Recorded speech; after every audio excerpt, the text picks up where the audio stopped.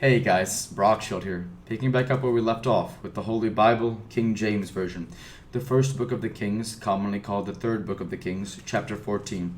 At that time Abijah, the son of Jeroboam, fell sick, and Jeroboam said to his wife, Arise, I pray thee, and disguise thyself, that thou be not known to be the wife of Jeroboam, and get thee to Shiloh. Behold, there is Ahijah the prophet, which told me that I should be king over this people. And take with thee 10 loaves and cracknels and a cruse of honey, and go to him. He shall tell thee what shall become of the child. And Jeroboam's wife did so, and arose, and went to Shiloh, and came to the house of Ahijah. But Ahijah could not see, for his eyes were set by the reason of his age. And the Lord said unto Ahijah, Behold, the wife of Jeroboam cometh to ask a thing of thee for her son, for he is sick. Thus and thus shalt thou say unto her, for it shall be, when she cometh in, that she shall feign herself to be another woman. And it was so, when Ahijah heard the sound of her feet, as she came in at the door, that he said, Come in, thou wife of Jeroboam. Why feignest thou to thyself to be another? For I am sent to thee with heavy tidings.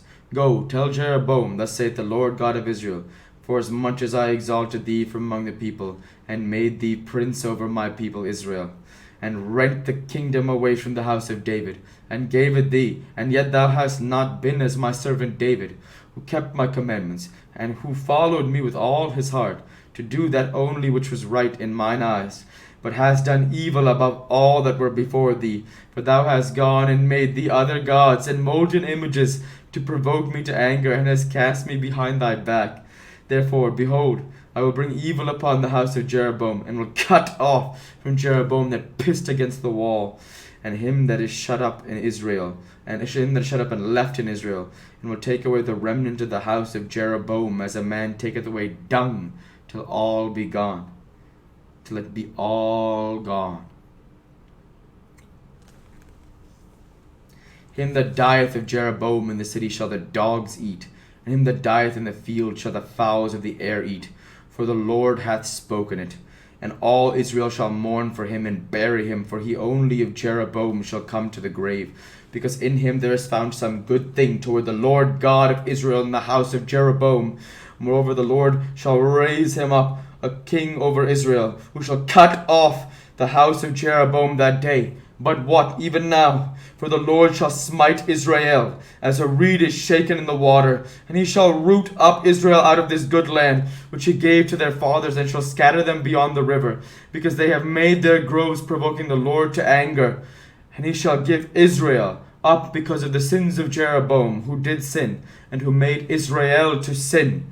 And Jeroboam's wife arose, and departed, and came to Tirzah. And when she came to the threshold of the door, the child died, and they buried him. And all Israel mourned for him, according to the word of the Lord, which he spake by the hand of his servant Ahijah the prophet. And the rest of the acts of Jeroboam, how he warred, and how he reigned, behold, they are written in the book of the chronicles of the kings of Israel. And the days which Jeroboam reigned were 22 years, and he slept with his fathers, and Nadab his son reigned in his stead. And Rehoboam the son of Solomon reigned in Judah. Rehoboam was 40 and 1 years old when he began to reign, and he reigned 17 years in Jerusalem, and the city which the Lord did choose out of all the tribes of Israel, to put his name there. And his mother's name was Naamah the Ammonitess.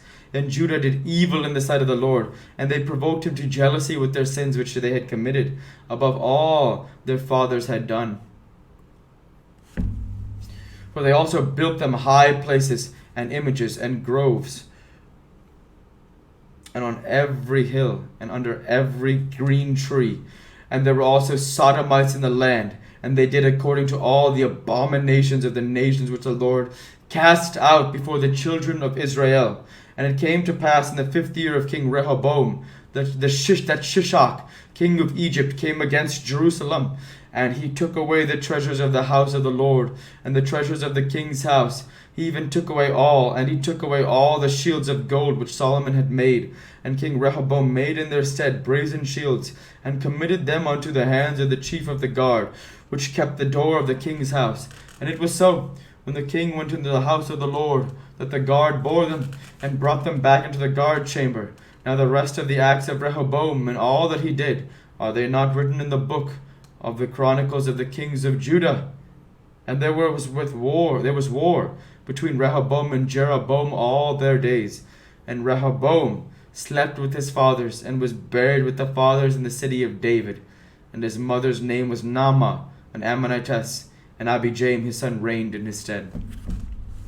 The only commentary I have after Rehoboam's passing is, the king's lives are getting shorter the further they stray away from God.